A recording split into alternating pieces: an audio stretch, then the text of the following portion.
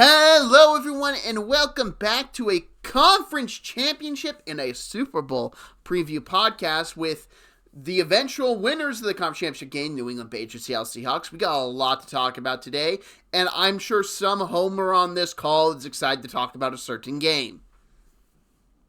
Absolutely. I'll tell you what, that first game of the season between two teams that will remain unnamed was, I think, the catalyst that started this whole thing. Yeah, is it weird to say the two teams that made the Super Bowl started off their season losing, with one of the teams being to the team that would be the eventual first pick? Yeah, that is kind of ironic. Until you said that, I hadn't really put that in context together. And then the team that the other team lost to, they played in the first round of the playoffs. Well, in the first round for Yeah, Seattle. they got their aggression out from that loss, to say the least. They made do, yes. Yes. So we're gonna kick off going to Denver, Colorado, and talking about the AFC Championship game, and which I enjoyed more than others. It appears like I've seen a lot of people online complain about the game, that domes need to be mandatory for conference championship games. Just wait till I get to a comment about the NFC Championship game. I can't wait to tell you that I saw online. But I thought this game was enjoyable. It was never going to be like great quality football in my opinion. These teams didn't match up right for an offensive showcase. I don't care if Bo Nix was playing or not. The Patriots were going to give their offense fits, and then you're going to have Denver's defense giving the Patriots fits like they did all day long. So, how much of this game would have been different if Bo Nix played, in your opinion? I don't know if it would have been that different at all. And here's the reason why I say that. Um, Nix is definitely a little bit better of a scrambler, but I believe that the Patriots would have played him differently. And it's not like you can say that Denver's defense has been a juggernaut in the first half this year. Usually, it's because their defense has given them opportunities and they've wore teams down by the second half that they're actually able to score. How many major come from behind victories did they have this year? Because they were trailing a lot after the first half. Yeah. So I just think that it would have been played a lot differently. And let's face it, that second half, anything could have gone, right? It's surprising that there were no major turnovers in that second half because of the weather, but it could have happened. So I really don't know if the game would have gone that differently. I personally think that would have changed the factor of that game was just some better coaching decisions by the Broncos. Yes, and I understand one big complaint Broncos fans have had is that 4th and 1 call. Did he get it? Was he short? I will always say this. It's hard to overturn the ruling on the field. It's so hard because there's so many bodies there. Do I think he got there live? I didn't think so. I still don't necessarily think he got the first down, but I'm not expecting a replay review to overturn that call because it's so hard to overturn those. Here's the thing. If you're going to look at one play and think that that's the deciding factor of the game, that's not right. I mean, because heck, they missed a field goal. The Patriots missed a couple of field goals. So, I mean, if you want to talk about a turning point in the game, how about the shovel pass fumble, right? So, you can't just point out one play as saying, "Yep, if the referees would have given us that, then we could have won the game." Oh, I agree 100%. I'm just playing devil's advocate. I mean, I do believe the Broncos, this game boiled down to the Broncos made more mistakes than the Patriots. Maybe Bo Nix doesn't make that shovel pass fumble mistake, but based off what I saw him this year, I don't trust him to not do that. Maybe not so severe and ugly, but like this game just wasn't well executed on the offense side of the football. I don't care who the quarterbacks were. Drake May, do you know how many passing yards Drake May had that game? Not a whole lot. 86. Yeah, so you figure they had what, just over 200 yards offense or just under? Because they were right around. Oh, they had 160 yards, didn't they? Because didn't Ramondre Stevenson have like 97? So they had And 206 total yards, okay, which isn't a lot in the NFL. And 71 of it was Ramondre Stevens on the ground, and 65 of it was Drake May on the ground. yeah, Like, the Broncos just didn't have enough offense. You can make the backup quarterback excuse. You should be able to score more than 10 points in the NFL game. You should. I don't really think there's a. You can argue whether. I've seen teams score in weather football. I think a big issue the Broncos had all year was play calling was not up to par. And I think we saw that there. You can argue if it was the right decision or not to go for that fourth down on the Patriots side of the field when they were up 7-0. You can argue with what or not. The one thing I'm pretty sure everyone will agree with, the play call was horrible. A rollout with your backup quarterback to your running back, the Patriots read that. They were all over that. There was no way they were converting that. And there were many moments. How many pass attempts did Denver have this game? I don't know, but I'm glad you brought it to pass attempts. I know just off of my memory that they had at least 4 dropped. I personally will say that I think that quarterback play, I think Denver played a better game with the quarterback so far as like the pass attempts. Drake May was really off. He was underthrowing a lot, even before the potential shoulder injury. So I honestly think that if the receivers were making the catches that they should have made, this could have been a completely different ball game. And I would put more of the loss on that because I think 3 of the ones I remember were pivotal third downs, right? That could have gone for firsts, and they just dropped the ball, Yep. right? Yep, but I will also argue, though, if you're playing this type of game with a backup quarterback, I would probably run the ball more than pass it, but that's not what Sean Payton did. This offensive genius, Sean Payton, decided to throw for 31 times and rush it for 24. Now, you can argue end of game situation, you're trailing, but how pass happy was he early on?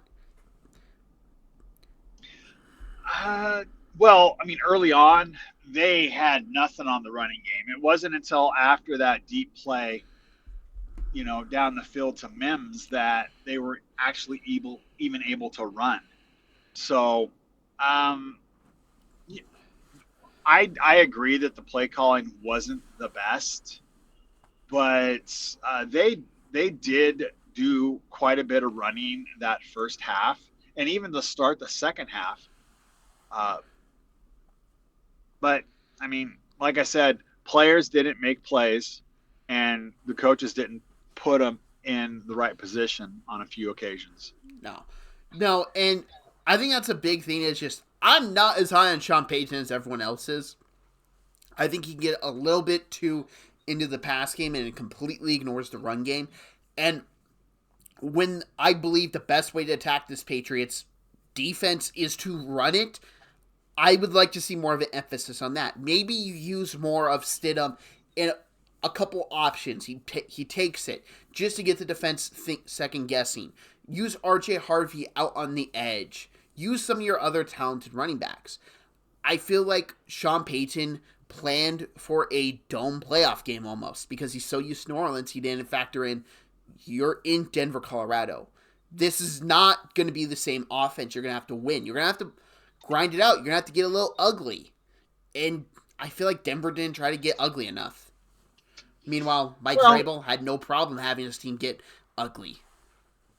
Well, one thing you can say is maybe they were hoping to surprise the Patriots by going out and passing right away. Although you remember they did start off the game trying to run, and it put them into 3rd and long.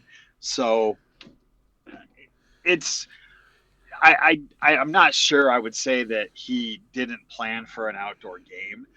I definitely think that given the potential for weather, points were at a premium to begin the game with, and that in and of itself should have been a reason to take that field goal when you were up 7-0 to push it to 10-0.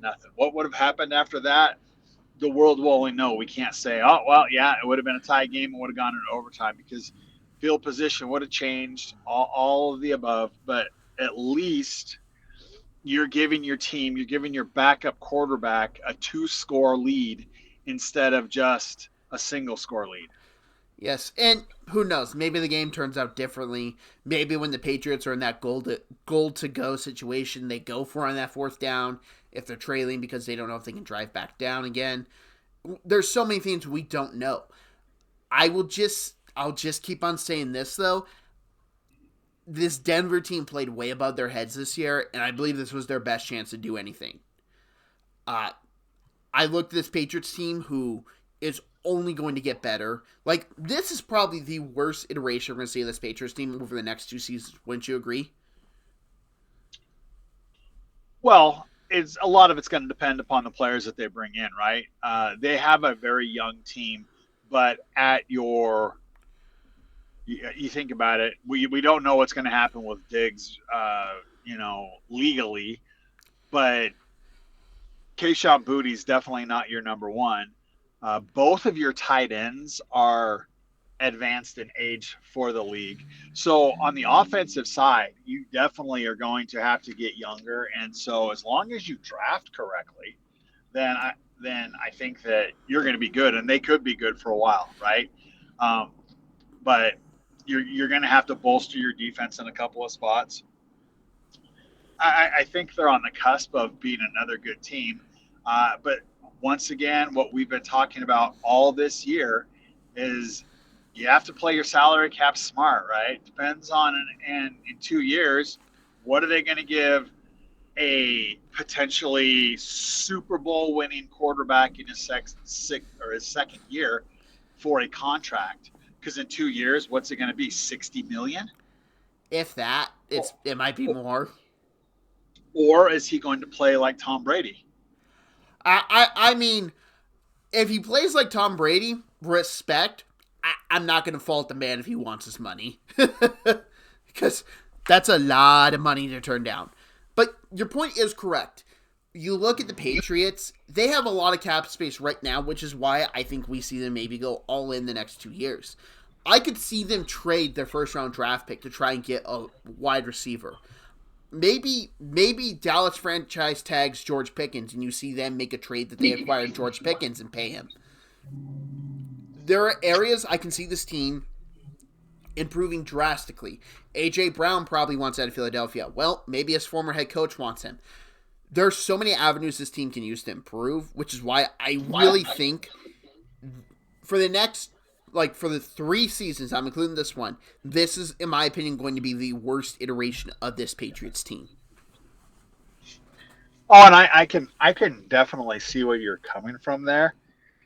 I'm just saying, we never know. So, I mean, a lot can happen, right? Injuries. We've seen it. I mean, look at if you think the team, and then, you have the San Francisco 49er plague of injuries.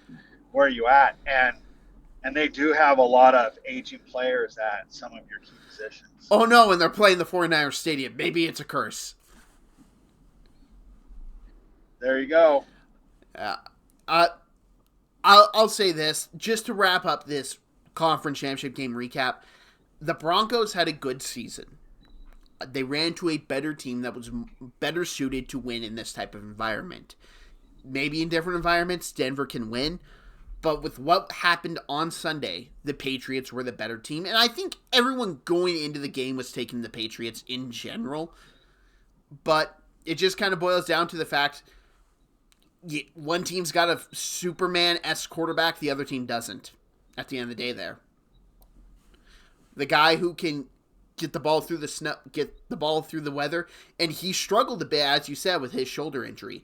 But you look at how he was playing, running the football and all that, compared to that final drive, which one of the worst ducks I've ever seen with Christian Gonzalez picking it off summed it up. The guy found a way to win at the end while the back quarterback couldn't.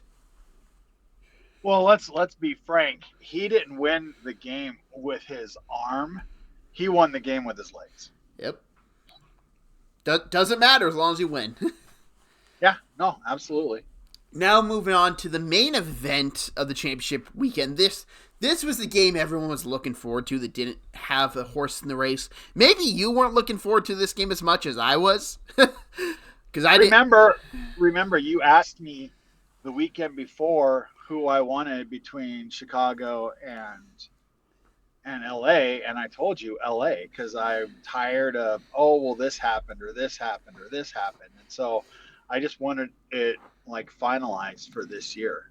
And I want Chicago so my team could interview the Rams guys to hire a head coach. Huh. Yay.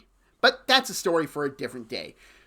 We get to talk about two good quality teams, and I got to start out with talking about Sam Darnold. Like, his journey from the savior of the Jets to the being casted out to the Panthers to struggling with the Panthers his first year. But with what a lot of people forget, when Sam Darnold came in that second year, after Baker was the starter, and then Baker was gone, and I can't remember if he was immediately the starter after Baker was let go or what, he came in and won. The Panthers won with Sam Darnold. That's something I don't think a lot of people remember. And then we look at the fact he goes to the 49ers with, and correct me if I'm wrong, Clint Kubiak was the quarterback coach there, correct? Yes, he was the quarterback's coach. Worked there, went up to Minnesota, same system pretty much, some stuff different, but worked with Kevin O'Connell, became that starting quarterback, showed a lot of promise, showed the promise we all thought he possibly had all those years ago.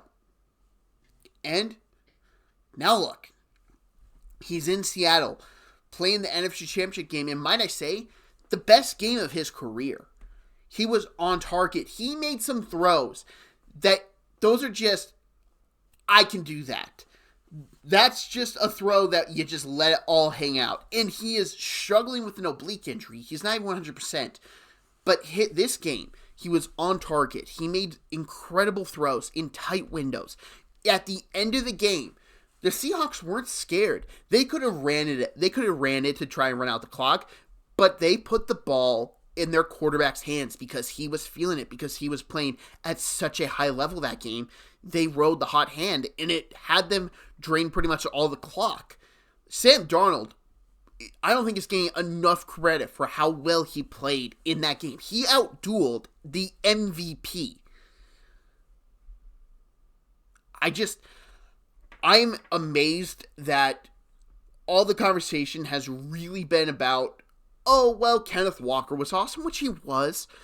You had the Rams make some mistakes. You had the muff punt. I just think everyone should probably maybe rewatch Sam Darnold's highlights or whatever. Just watch Darnold in that game. He was the best player on that field Sunday night. Well, here's what I'll say. A lot of what you say is correct.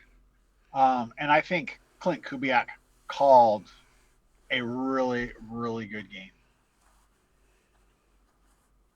But I don't think that he outdueled Stafford.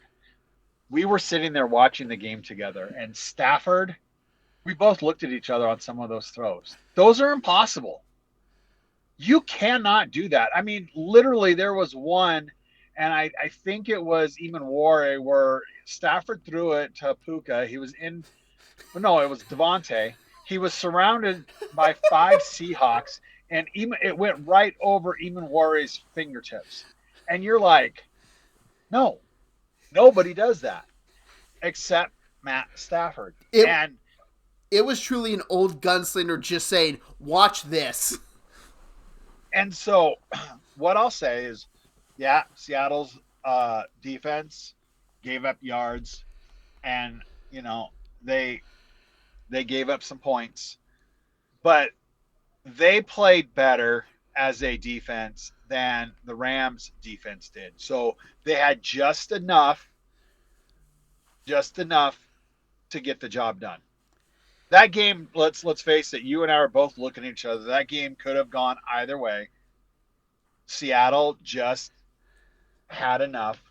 And I mean, let's face it, that taunting call, I mean, if Seattle goes up by more than 11 there, then it could have turned into a rout. But, you know, uh, the game probably took years off my life.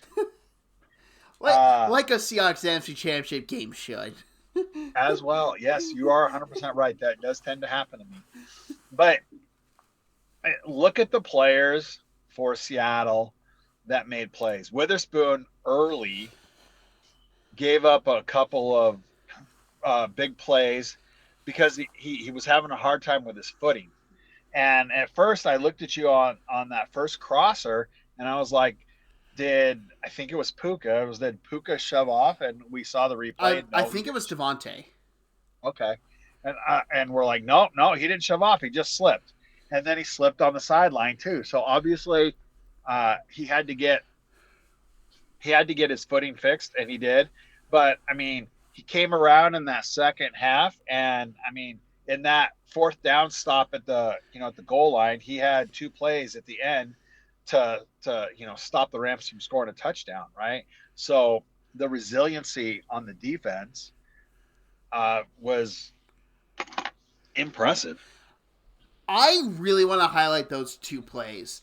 That third down play, I think, is the more impressive play. With the fact he was able to get back to the ball, drive through, played, no contact, clean.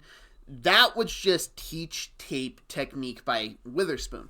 On the fourth down play,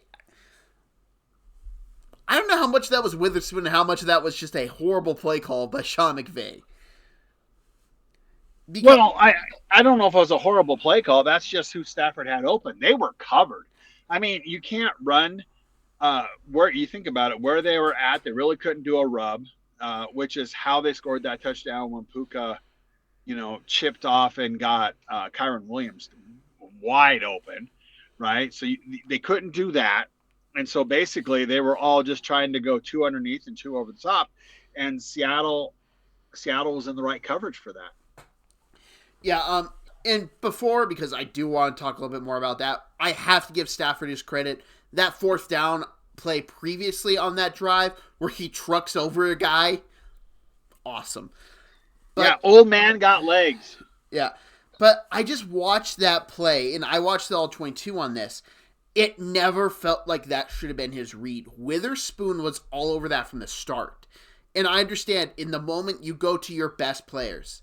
I get that, but I never saw with what Stafford was seeing there because Witherspoon had the inside leverage throughout the entire play. And I think a lot of the issue is the play calling to me in that situation.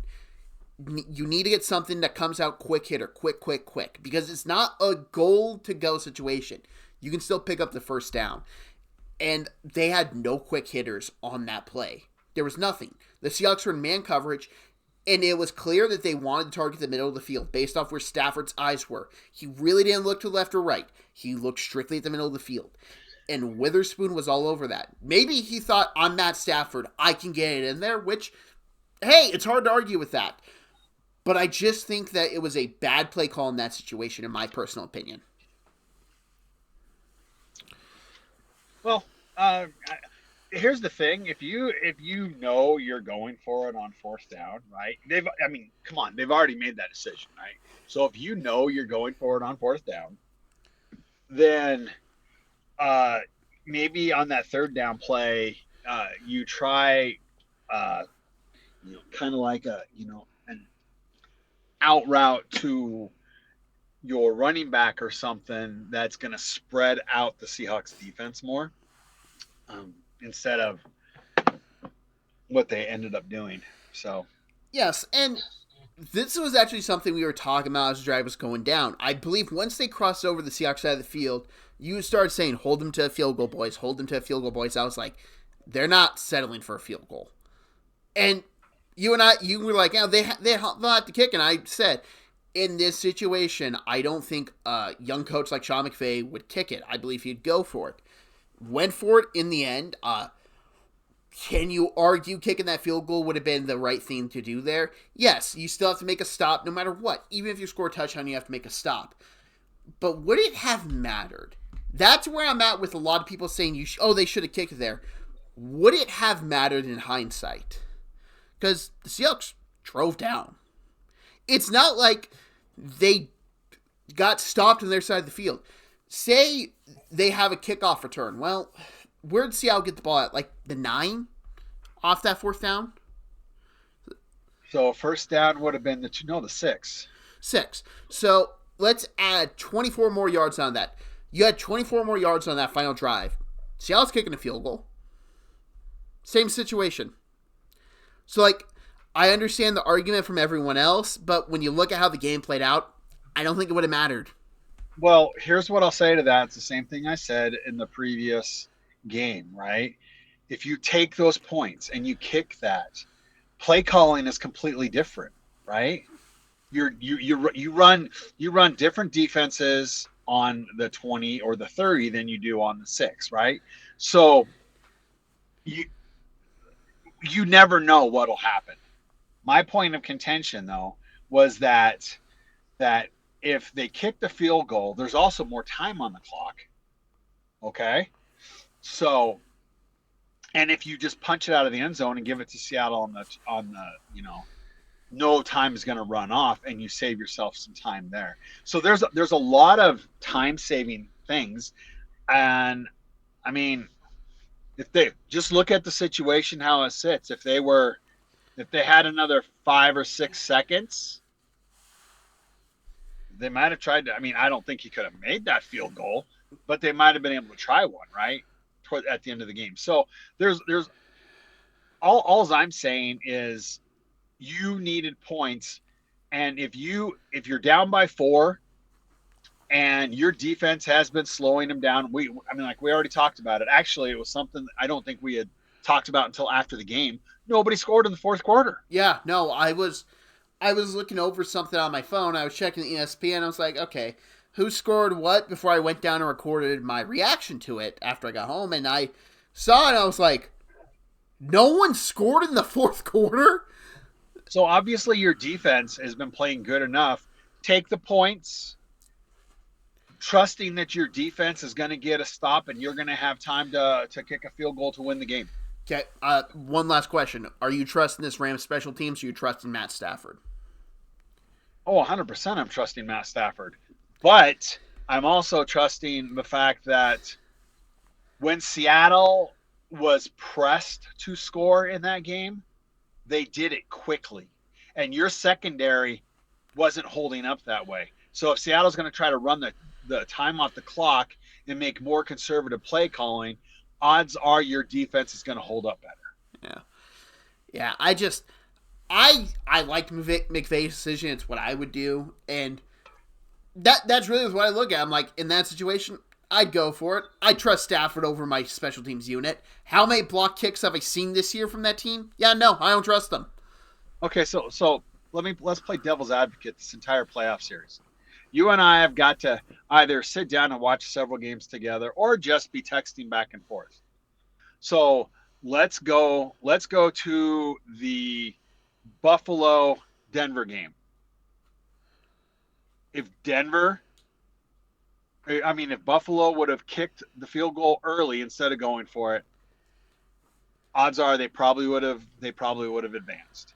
I understand that my theory between the Patriots and the Texans, where as soon as you got the turnover just to kick the field goal so that your defense could go back out there and get the ball again, that's not professional football. I said it in jest, but if they would have kicked those field goals instead of made those calls, Houston advances. If the Texans just ran the ball every play, I think they advance.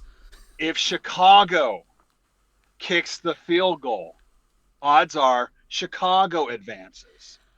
We don't know what would have happened if Denver would have kicked the field goal, right? So, but at least they would have had a 2-score lead. We don't know what would have happened if the Rams kicked a field goal. But that's 6 games that I just mentioned where kicking the field goal puts more duress on the opposing team than going for it and getting stopped. I think it's better to take the chance to go get that touchdown instead of get 3 points. Because you could argue, oh yeah, you're chasing 3 points at the end. Yes, you can, but also, you're the Bills. You can't trust that defense. That defense has been abysmal all year long. The Texans, they didn't go for it. Their quarterback just couldn't be trusted to throw the ball downfield at all, which that's a story for a different time, I think, with the Texans. The Bears and Rams, I loved Ben Johnson's decisions. I hated the play calling because I was texting you, calling out the plays before they would even happen. They were so predictable. They had no variance, and it was easy to tee off on. The Denver situation, I liked the decision. I thought it was a stupid play call. I probably would have, if I'm throwing it, I probably would have spread everyone out instead of condense everyone, have him run to the sideline with which is already condensed, and you got everyone watching him clearly. I think you can have a good process and a bad result. And that's what I think a lot of these fourth down decisions have been. They've been good process, just bad results. All I'll say is everything that I just said, all those teams lost their games. And so I understand analytics and I understand premium on scoring a touchdown, but I also understand that these games weren't out of bounds by, a touchdown. A field goal would have won. And so analytically, I think that should have a lot of weight to it. But that's just my play style, how I'm more conservative than you. Yeah. Anyway, it's different generations, different philosophies. So let's wrap this up with how we think this game's going to go. Where off? So we'll start off with the Patriots offense versus the Seahawks defense. Where do you think Seattle can be exploited versus where do you think the Patriots can be exploited? Run, Drake, run, run, run. I do not like this matchup for the offense line against the front seven, defense line, whatever. I went through these teams and I marked down everything. I noticed one gigantic weakness in this game. The Patriots offense line. I think that is their biggest weakness by far in this game. Seahawks can take advantage of it. They don't blitz a lot. They're not going to need to blitz at all to get pressure on Drake May. This offense line is still not good. The Seahawks front seven, but mainly their D-line, gets constant pressure. They get good pressure rates. And Mike McDonald will throw an occasional blitz there. And he's going to hit Drake May. Even if you argue, well, Drake May is good against the blitz. He's got a dinged up shoulder right now. I don't care if he gets the completion if I'm Mike McDonald. I care if I hit him and I make him think about that later in the game. That I speed up his clock. And if you want me to, you ask me what's the way the Patriots can take advantage of the Seahawks, I think you really have to rely on this run game for your New England. For a couple reasons. One, Drake May does have an injured shoulder, which is key, but you also need to give him as much time in the pocket as possible. If Seattle is expecting you to throw on every single down, guess what? They're gonna be picking him up off the floor every single play. That's not something you want to do. If you run the ball successfully with Ramondre Stevens, I don't know if Henderson's healthy or not, if he can play. And one thing I am worried about is Seattle's a very good forced fumble team, aren't they? If I'm correct. Yes. Ramondre Stevenson, not good hands. So I really think this matchup leans significantly towards the Seahawks defense, in my opinion. But the one thing the Patriots can't do to help it is have a successful run game. So do you think that run game is Ramondre Stevenson, or do you think you're going to have to sprinkle in a lot of Drake May? And the reason why I say that is because if you go and look at the quarterbacks this year that you can say are mobile and will run, Ward had success against Seattle. Purdy actually had success against Seattle running the ball when he played them. So because Seattle's lanes are so stiff, sometimes you can get you can get an opening up the gut and get first downs on that. So I really worry about that more so than I worry about Ramondre Stevenson getting a bunch of yards. They haven't given up 100-yard rusher in almost 2 years. But I will say that the escape ability by the quarterback does make me nervous. I would agree, but the one thing I will say, we don't know how bad this shoulder injury is. If it's not good, you probably don't want him doing that, and you're probably yelling at him to not do that. Because he's got the offseason to heal up. He's got the offseason to heal up. What if he gets hurt in the game and they have to put in who's their backup? Josh Dobbs. What if they put in Josh Dobbs in the Super Bowl? Yeah, well, I mean, if his shoulder's hurt and he's not going to be throwing with accuracy as well anyway, then maybe Dobbs is the better. I have this feeling that his shoulder is going to be fine, and I know that's how Seattle is approaching it, right? So you got to, but it's still a thought. We're not doctors. We're not in the room, so we don't know. So we have to look at that and just you can take it with a grain of salt, but it also has to be considered like, hey, if his shoulder's not good, I don't want him running, you know? I will say the one thing that very much intrigues me, how do the Patriots line up Stephon Diggs? Because I don't like Diggs against Witherspoon. I don't. Maybe you match him up against a Woolen, maybe you get him on a safety. I think that can be fun. I think that can be interesting. I think you can maybe create some matchups that you can benefit from. But I just don't see this Patriots offense doing a whole lot against this Seahawks defense. I just don't. No, fair enough. Let's reverse it. Seattle's offense versus the Patriots defense. Well, if I'm Seattle, there's one guy I do not target. His name is Christian Gonzalez. Fair enough. If I'm Seattle, I continue to use JSN how they have this postseason. Line him up in the backfield. Get him good matchups. Really expose those linebackers because oftentimes you can get a linebacker out on him. If it's zone coverage, they're more likely to miss him if he's coming out of the backfield. Really try and hide and use JSN all over the field.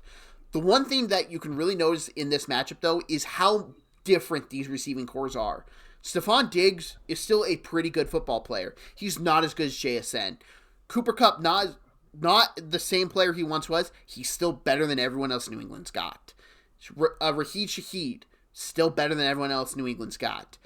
Jake Bobo is probably the equivalent of the Patriots' number 2 wide receiver. And Jake Bobo, he's fine. He's not used a lot, but they know how to utilize him. He's a very good post runner.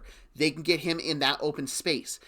But I just come down to the point that if Seattle's offensive line can hold up, I think they'll have their way with this Patriots defense. Well, one thing I'll say, I will say that I would trust Booty more than I would trust Bobo, right? The player that I think for the Patriots in their receiving ranks that could have a big game is Hollis. Holland? Yes, bigger guy, and with the exception of Woolen and even Worry, most of Seattle's guys are under 6 foot tall.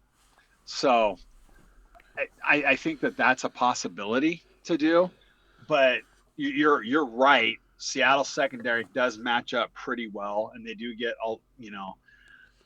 So going back to Seattle's offense versus the defense, the interesting thing, because you talked about not targeting Gonzalez, which let's go back to it. Who did I have as my top rated cornerback coming out that year? It would have been Gonzalez. So, but do you realize that the Patriots on average give up more to their opponent's number 1 receiver than anybody else in the league? That's not good for this game. But I was like completely shocked because I was like, my thought was they would put Gonzalez on JSN and so do those plays out of the backfield to kind of create max mismatches. But I thought that this was going to be a tight end and screenplay and Cooper Cup game, right? So it's going to be interesting to see how that defense plays. Ultimately, both special teams have very, very good return games. So that could be on either side. That could be that could be an issue for either team. I'm going to say Seattle has the edge. I'm going to pick Seattle, not just because I'm a homer, but because I truly think that Seattle can win this game. So I think for the past week, really since the Rams won, I think I said whoever wins the NFC is going to win the Super Bowl. I think I told you that. I had the Seahawks winning, and I don't think I'm sorry, Patriots fans. I think you've had a great year. I don't think they can beat the Seahawks. I don't. Let's put it like this. You see that 4.5 spread, and this is 4.5 at the time we're recording this. I take Seattle. I would probably take a line that gives them a touchdown benefit because I can see this game easily being a 10-point difference.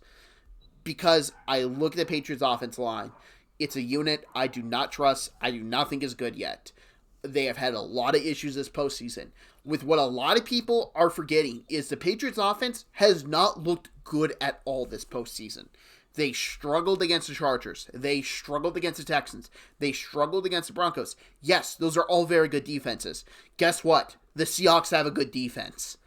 And I think they've benefited from poor offensive play. Chargers, no offensive line. Seattle can protect the quarterback. Texans, whatever that was, Seattle does not do that. Broncos, you can argue weather game, but I also say Seattle's just got a better offense in general. Every way I look at this game, I just see Seattle being the much better team by a wide margin. So I had the Seahawks winning, I have them covering, and I think the Seattle Seahawks will be the Super Bowl 60 champions. Well, I sure hope so. The one thing that I will say, and this is probably going to be mentioned so many times over the next week that it's not even funny, but if we get down to the 1 yard line, I guarantee they're running the ball. I kind of want them to throw it.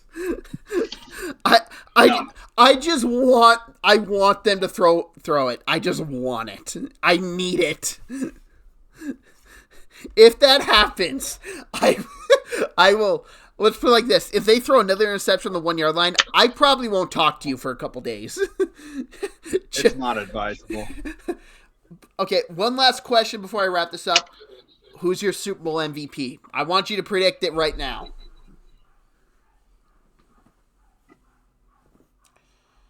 And you can take one for each team if you'd like. Okay. I will take Kenneth Walker for Seattle. Go back and look at his playoffs. He has been spectacular. And then for the Patriots, if the Patriots win, Drake May balled out. Mm-hmm. Flat out. I have Drake May, and if it's the Seahawks getting it, I think you got the redemption story of slinging Sammy Darnold winning the Super Bowl MVP. And he can join the ranks of Lamar and Josh Allen as MVP trophy holders. There you go. That's going to wrap us up. I don't know if this is coming out the week of the Super Bowl, the week before. Don't know yet. We'll see. But I hope you all are excited for the Super Bowl. I hope you like this podcast. Hit that like button if you're new to the channel. Hit that subscribe button if you share this. I'd greatly appreciate it. And come back and check out, because the week of the Super Bowl, I'm releasing the Patriots comeback against the Atlanta Falcons. One of the best comeback stories in NFL history. Stay tuned for that. Thank you very much for watching. Have a great day, everyone.